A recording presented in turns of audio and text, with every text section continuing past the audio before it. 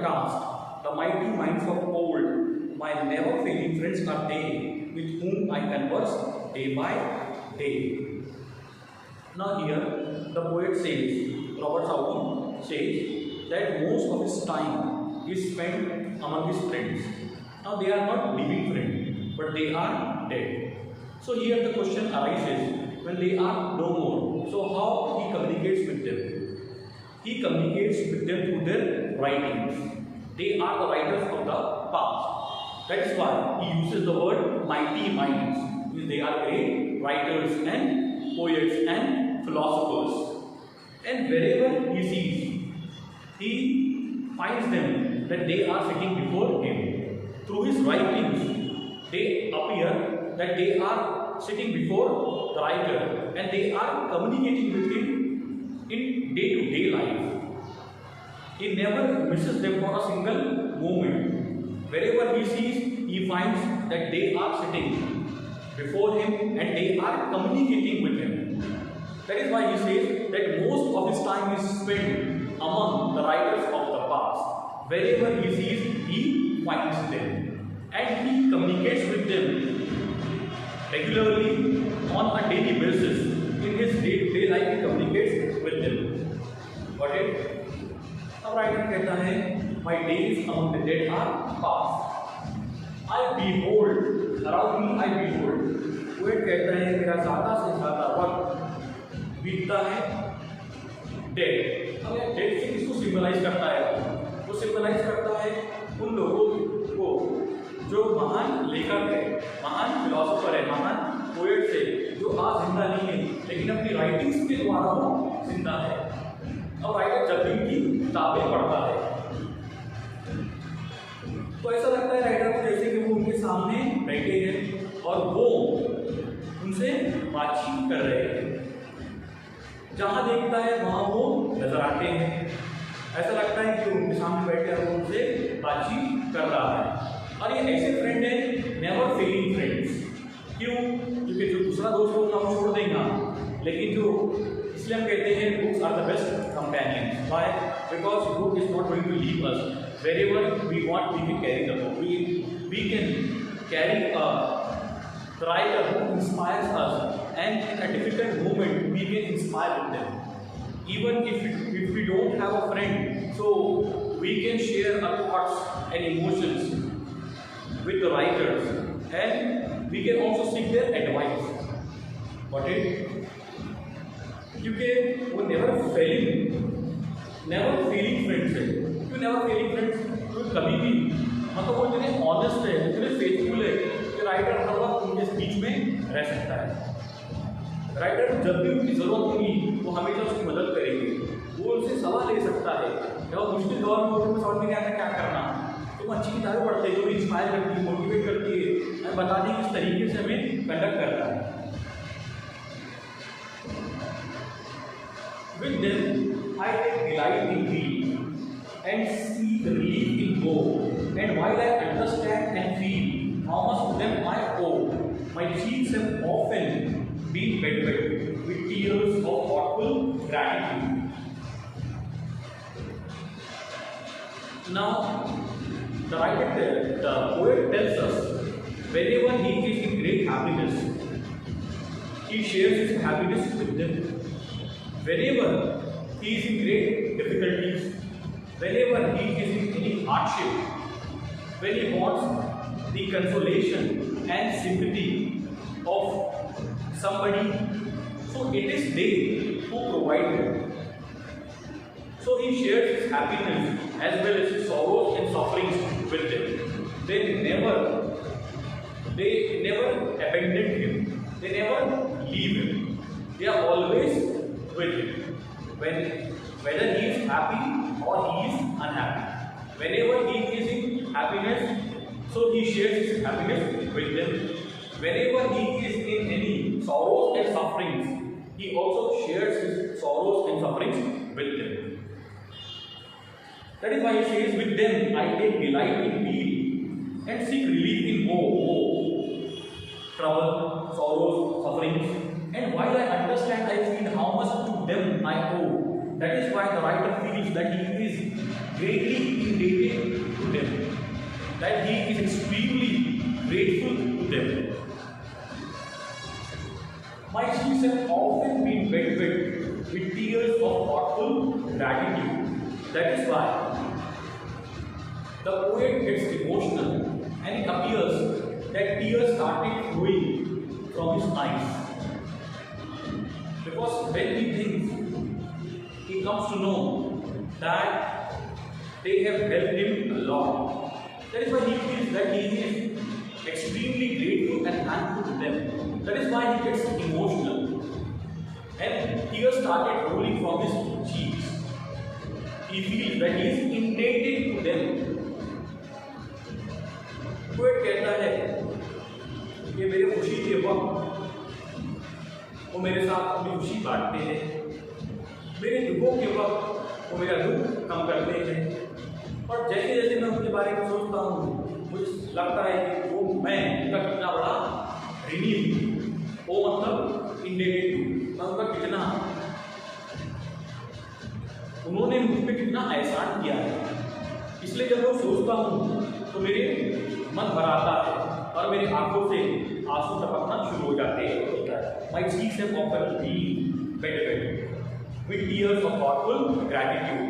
सोच के कि मैं कि मैं उनका कितना आभारी हूँ, उन्होंने मुझ पर कितना एहसान किया है, मैं उनका कितना ऋणी हूँ कि मैं कैसे उनका एहसान चुका सकता हूँ। ये सोच के मैं इमोशनल होता हूँ और इमोशनल होने के बाद मेरे आंखों से आंसू निकलना शुरू हो जाते हैं। क्योंकि कौन है जो दुख के वक्त में कंसोल करेगा, तुम्हें दिलासा देगा, तुम्हें सिंपथाइज करेगा। कहते हैं कि जब मैं दुखी होता हूँ तो मेरा दुख बांटते हैं, जब मैं खुश होता हूँ तो मेरे खुशी में शामिल होते हैं। My thoughts are with the dead, with them I live.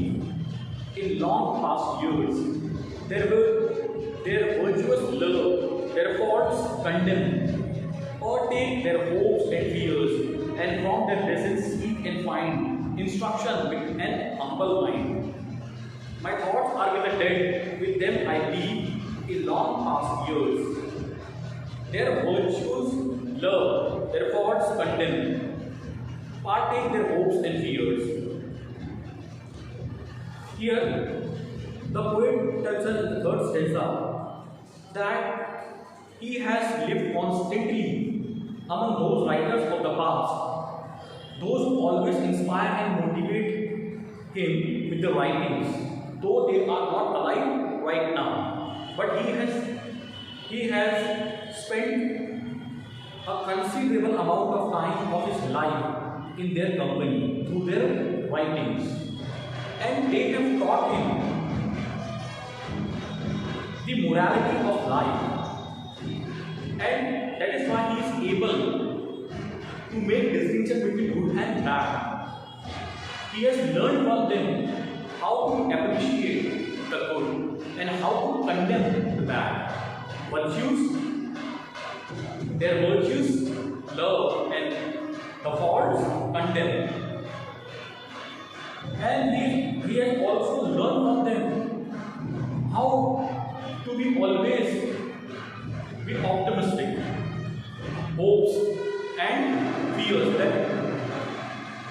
that disappointment, rejection and despair should not come into your mind. You should always feel optimistic. He has learned from them that even in the moment of negativity, he should always remain optimistic. He should never remain pessimistic. He should not have a pessimistic look. Always be in an optimistic mood. From their lessons, he can find instruction with an humble mind. And whenever he is in any doubt and difficulties, he tries to take a lesson from them with a receptive mind, that he wants to learn something from them in that difficult situation, what he can do, what has been suggested to him, that what he is going to do at this difficult point of time.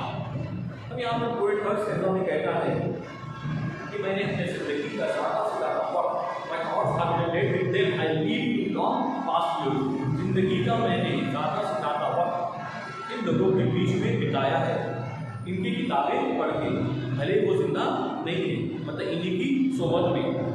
और इनकी सोबत से मैंने सीखा है, इनकी company से मैंने सीखा है किस तरीके से अच्छाई और बुराई में फ़र्क करना, अच्छाई का किस तरीके से साथ देना और बुराई को किस तरीके से निषेध करना, अच्छाई का साथ देना, अच्छाई को अप्रिशिएट करना और बुराई की को कंडेम करना, उसे क्रिटिसाइज करना, उसकी आलोचना करना। और मुश्किल दौर में भी हमेशा होपफुल रहना, आशावादी रहना, निराशावादी लोग नहीं रखना। और मुश्किल दौर में किस तरीके से अपना मेंटल बैलेंस बना के रखना, सही की तरफ जाना, झूठ से बचना। और मुश्किल दौर में भी किस तरीके से ये लोगों ने मुझे सुझाव दिए हैं और मैंने किस तरीके रिसेप्टिव माइंड में उनके सुझाव को सुना और उस पर अमल करने की कोशिश किया। और last exam, my hopes are with the dead and on my place with them will be and I with them shall travel on to all futurity yet leaving here a name I trust that will not perish in the dust. My hopes are with the dead and on my place with them will be, and I with them shall travel on to all futurity. Now he thinks that he has reached to the age. He knows that his ultimate destination is also the grave where they have reached.